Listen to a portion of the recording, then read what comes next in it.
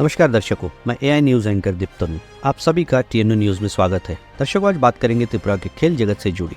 बात है Tripura state Olympic association की, जिसका सेक्रेटरी है रूपक देबरॉय, एक ऐसा व्यक्ति जो पहले फिजिकल इंडस्ट्री का काम काज करता था, जो कि त्रिपुरा के खेल विभाग से जुड़ी हुई एक सरकारी नौकरी थी। फिर ये व्यक्ति वॉलंटरी रिटायरमेंट ले लेता है जब इसके ऊपर भ्रष्टाचार के आरोप लगे हुए होते हैं। भ्रष्टाचार के आरोप की इंक्वायरी उस समय के गृह सचिव सादेंद्र चौधरी जी के द्वारा की जाती है और दोषारोप तय होने पर इसके ऊपर पश्चिम अगरतला थाना में मामला दर्ज होता है।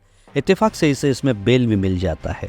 बाहर आने के बाद ये शख्स 19 दिसंबर 2022 को वॉलंटरी रिटायरमेंट लेकर फिर अपना खेल जगत से संपर्क बनाए रखता है। खेल जगत से जुड़े लोगों को पता नहीं चलता है कि ये मामूली सी नौकरी करने वाला व्यक्ति एकाएक वीआरएस लेकर अब कई सारे एसोसिएशन, करीबन 18 एसोसिएशन की बागदौड़ खुद संभाल रहा है और खुद ही इसका मालिक है। इसने अपने घर पर ही स्पोर्ट्स विला बना के रखा है। दरअसल त्रिपुरा के खेल को विकसित करने के नाम से आए नेशनल फेडरेशन या नेशनल एसोसिएशन, जैसे कि इंडियन ओलंपिक एसोसिएशन से आने वाला मोटा रुपया करीबन 43 लाख इसने अपने एसोसिएशन में लिए है और इसे अपने निजी तरीके से खर्च किया है, यानी विदाउट एनी ऑथराइजेशन, जिसका कोई फाइनेंशियल कंट्रोल नहीं है। यानी सीधा कहे तो मिस एप्रोप्रिएशन फंड, जो कि भ्रष्टाचार की श्रेणी में आता है। और इसी से जुड़ा मामला फिर एक सामने आया है, जिसमें कंप्लेनेंट अल्पन चकमा, जो पिचरतल का रहने वाला एक युवा है और पेशे से त्रिपुरा महिलाओं की कबड्डी टीम का कोच है। इसने आरोप लगाया है कि चेन्नई में एक टीम गई थी त्रिपुरा कबड्डी एसोसिएशन की तरफ से खेलने के लिए, जिसमें से 13 प्लेयर में से करीबन 4 को छोड़ेंगे तो बाकी सभी बाहर पर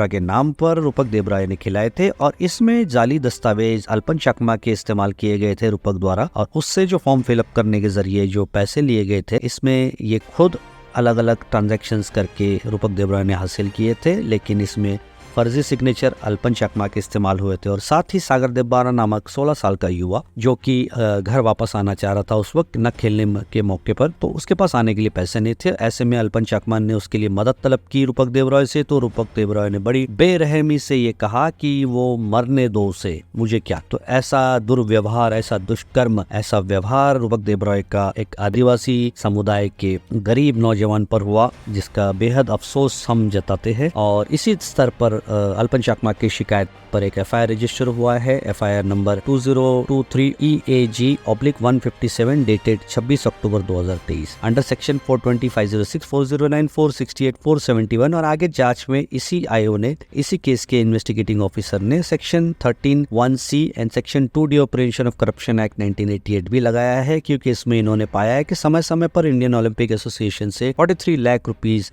रूपक देबरॉय को मिले थे। ये आरोप बिल्कुल संगीन मामला है पैसों के लिहाज से। एक आदिवासी समुदाय के व्यक्ति की फर्जी सिग्नेचर करके और फाइलिंग करके जरिए पैसे कमाना और चेन्नई के टूर्नामेंट के नाम से कबड्डी टीम को ले जाकर 13 में से 4 को छोड़ बाकी सबको बाहर के व्यक्तियों को खिलाना, यह आरोप इसके अंदर है। इस तरीके के व्यवहार रूपक देबरॉय ने इस भगोड़े अपराधी होते हुए भी कोची में जूडो के जो मैचेस हुए थी, और रिसेंटली 3 दिसंबर 2023 यानी 3 दिसंबर 10 दिसंबर तक, 3 से 10 दिसंबर 2023 तक लुधियाना में जो बास्केटबॉल की जो मैच हुई थी, वहां पर भी रूपक देबरॉय ने अपनी टीम भेजी थी, जिसमें कोई भी व्यक्ति त्रिपुरा से जुड़ा हुआ नहीं था। जांच में ये भी स्पष्ट हुआ था कि इस तरीके के मामले में रूपक देबरॉय पहले भी लिप्त थे, भ्रष्टाचार के आरोप में, इस तरीके की एक्टिविटी में पहले भी लिप्त थे। और ये केस को उसी तरीके से टैकल किया गया। तीनों स्तर पर जांच एजेंसियों के साथ रूपक देबरॉय ने कोऑपरेट नहीं किया। जब रेड टीम, पुलिस टीम जो थी ईस्ट अगर पुलिस थाना की, जब ये रूपक देबरॉय के घर पर रेड करने गई, तो मौका पाकर रूपक देबरॉय वहां से भाग निकला। कई सारे स्पोर्ट्स पर्सन रूपक देबरॉय के घर के बाहर प्रदर्शन किए हुए थे। यहाँ भी रूपक देबरॉय ने चालाकी दिखाई। जब पुलिस ने रूपक देबरॉय को घर पे न मिलने पर फोन किया करके पूछा कि वो कहाँ है, जब रूपक देबरॉय ने अपनी बीवी के व्हाट्सएप से एक फर्जी एयर टिकट भिजवाया और ये कहलवाया कि